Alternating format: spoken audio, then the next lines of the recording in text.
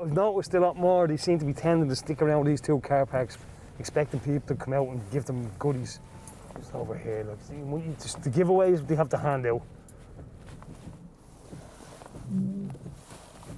How you doing, folks? Please don't get too close to the deer. Okay, yeah. Cheers, thank you. I think a lot of people would know that they shouldn't feed them, but they still come in and try and feed them, thinking they're doing well, or an apple or a carrot won't do any harm, but it does serious harm in the long term. It causes malnourishment in the herd and also injuries to the deer because they're fighting with each other, you know, for the food.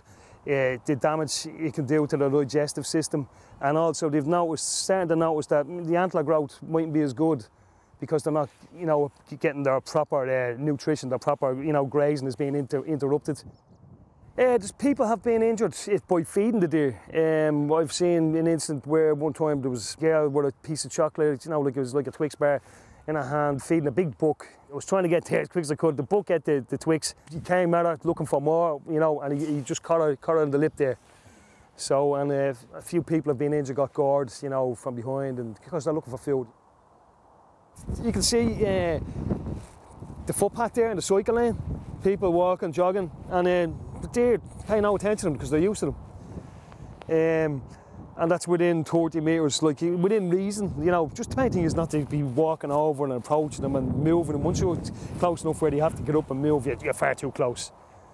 But the guideline would be 50 metres.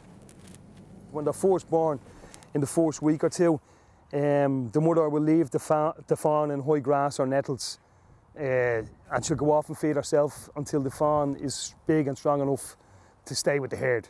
And that normally takes about 3 to 4 weeks. So the worst thing that can happen is if some member of the public comes across a young fawn, they think it's abandoned, they think it's in trouble or it's not well. That's the worst thing they could do is actually touch the fawn and leave their scent or leave their mark, because the mother may reject the fawn, and also if they move the fawn, the mother might not be able to locate the fawn.